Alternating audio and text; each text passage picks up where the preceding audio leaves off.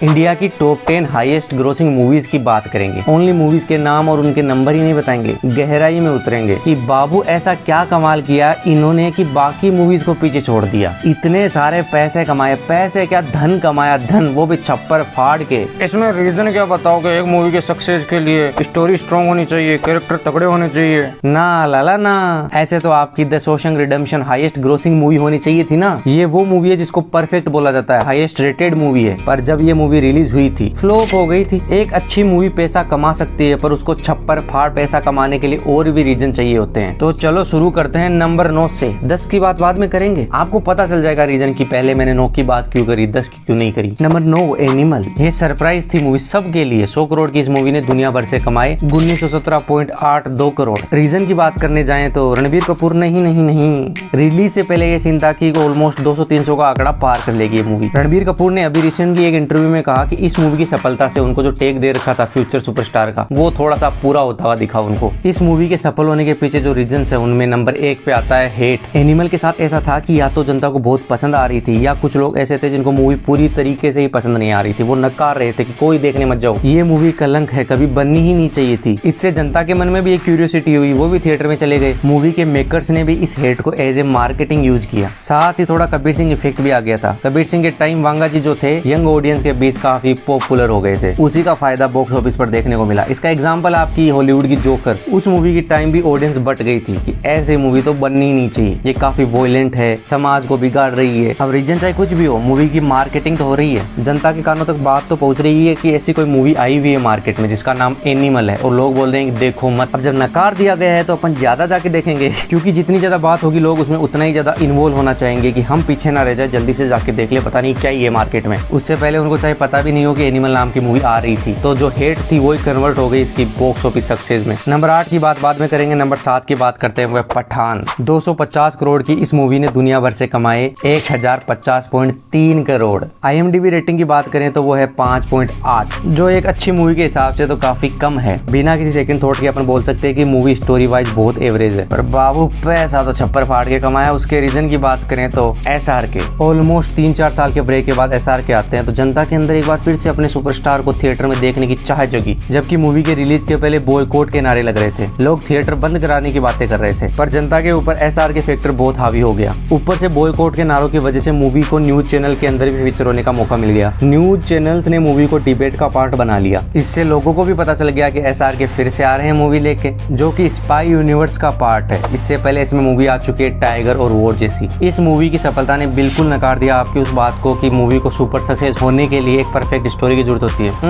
और भी चीजें लगती है। नेक्स्ट नंबर 6 पे आती है आपकी कल की 289880, इंडिया की हाईएस्ट बजट वाली मूवी जो अभी भी थिएटर में लगी है। अब तक 1100 करोड़ कमा चुकी है, दुनिया भर से बजट था 600 करोड़। रीजन की बात करने जाए तो वो है यूनिकनेस। इसमें कोई शक नहीं है कि प्रभास फैक्टर की वजह से मूवी को एक अच्छी ओपनिंग मिलती है। प्रभास की मूवी है करके ही लोग देखने चले जाते हैं, पर इस मूवी का इतना माल बटोरना उसका रीजन है इस मूवी की कहानी। लेकर दी ना कहानी की बात, अब बोल सुन तो लो एक बार और ध्यान से सुनना मेरी बात को। इस मूवी की राइटिंग भी परफेक्ट नहीं है पर यूनिक है। ये महाभारत का सीक्वल होने की बात करती है। महाभारत का नाम जुड़ते ही एक बहुत बड़ी ऑडियंस मूवी की तरफ आकर्षित होती है। ये मूवी आपको एक भव्यता दिखाती है जो इंडियन सिनेमा में पहले आपने नहीं देखी थी। इसी भव्यता की वजह से, इसी कहानी की वजह से, महाभारत के इफेक्ट की वजह से मूवी का वर्ड ऑफ माउथ बढ़ा कि हाँ इस बार आदिपुरुष की तरह कोई दूसरे ग्रह की मूवी नहीं बनाई गई है। इसी पब्लिक रिव्यू की वजह से मूवी डे बाई डे बढ़ती गई। इंडिया में हिंदी लैंग्वेज की कलेक्शन की बात करें तो 22 से 23 हुआ, 23 से 26 हुआ, 26 से 40 हुआ।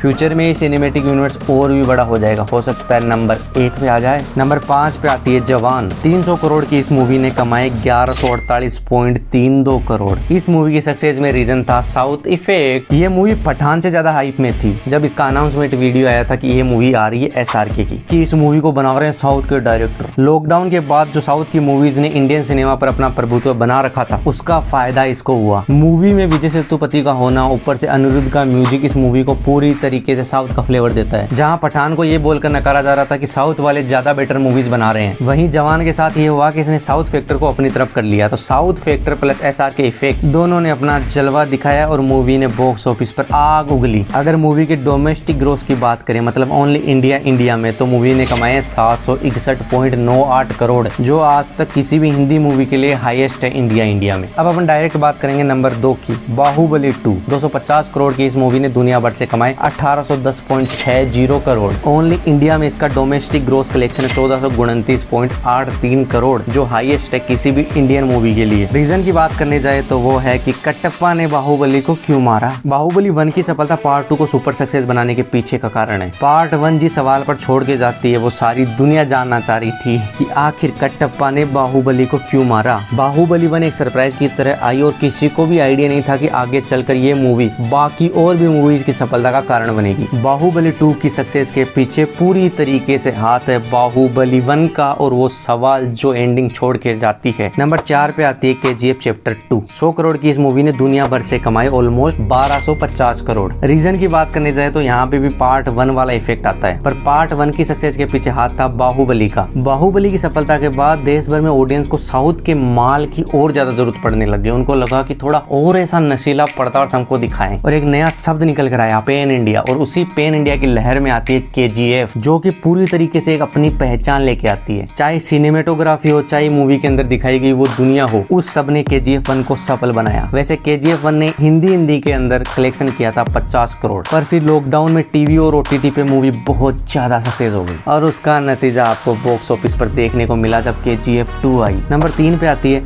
RRR। 550 करोड़ की इस मूवी ने कमाए 1389.64 करोड़। और इस मूवी की सक्सेस के पीछे बात करें तो वो है एकमात्र नाम SS राजामौली। मूवी की रिलीज के टाइम नॉर्थ में सर्वे किए गए थे कि ये मूवी आ रही है, इसमें ये 2 एक्टर हैं, तो मेन एक्टर से ज्यादा लोग मूवी के डायरेक्टर को जान रहे थे और SS राजामौली की इफेक्ट की वजह से RRR पूरी दुनिया में छा गई बाबू। नंबर 1 पे आती है दंगल। 70 करोड़ की इस मूवी ने दुनिया भर से कमाए 2023.81 करोड़। रीजन रहा चाइना। ओनली चाइना से इस मूवी ने कमाए 1295.1 करोड़। पीके के बाद से ही चाइनीज ऑडियंस के अंदर आमिर खान को लेकर एक क्रेज बना हुआ था, इंडियन मूवीज को लेकर क्रेज बना हुआ था। ऊपर से इस मूवी की कहानी एथलेटिक्स पे थी और चाइना में इंडिविजुअल खेल्स को काफी ज्यादा पुश किया जाता है और लड़कियों को वहां पर भी सेम इश्यू फेस करना पड़ता है। आमिर खान का इफेक्ट तो था ही, साथ ही जुड़ गया कहानी की रिलेटेबिलिटी वाला फैक्टर भी, तो फिर मूवी ने बम पर फाड़ कर कमाई करी चाइना में। अब आते हैं अपन नंबर 10 पे। 10 पे आती है सीक्रेट सुपरस्टार। 15 करोड़ की इस मूवी ने दुनिया भर से कमाई 905 करोड़। इस मूवी की सफलता के पीछे भी आ जाता है आमिर खान फैक्टर और चाइना फैक्टर। चाइना से इस मूवी ने कमाए 863 करोड़। मतलब इंडिया से तो कुछ कमाया ही नहीं, उन्होंने सारा माल वहीं से बटोरा। नंबर 8 पे आती है बजरंगी भाईजान। 90 करोड़ की इस मूवी ने दुनिया भर से कमाए 969.06 करोड़। इस मूवी की सफलता के पीछे भी चाइना फैक्टर आ जाता है। पीके के बाद क्या हुआ था, इंडियन मूवीज को लेकर उनके अंदर एक ओपनिंग आई, जैसे अपने बाहुबली के बाद आई ना साउथ की मूवीज को लेकर, तो पीके के बाद जो इंडियन मूवी रिलीज हुई थी उनमें एक नंबर बजरंगी भाईजान का भी था और उसी चीज का फायदा ले गई ये मूवी और कमाया चाइना से 296 करोड़। तो अपन बात कर चुके हैं सारी 10 मूवीज पर। बाकी तुम बताओ तुमको इनमें से कौन सी मूवी फेवरेट लगती है और कौन सी मूवी ऐसी है जो तुमको लगता है कि ज्यादा ही पैसे कमा लिए, इतनी अच्छी तो नहीं थी। बाकी ये दोनों वीडियोस देख लो, तुमको पसंद आएंगे क्योंकि मेरे को तो काफी अच्छे लगते हैं दोनों। और चाहो तो चैनल चेकआउट कर लो। बाकी तो अलविदा।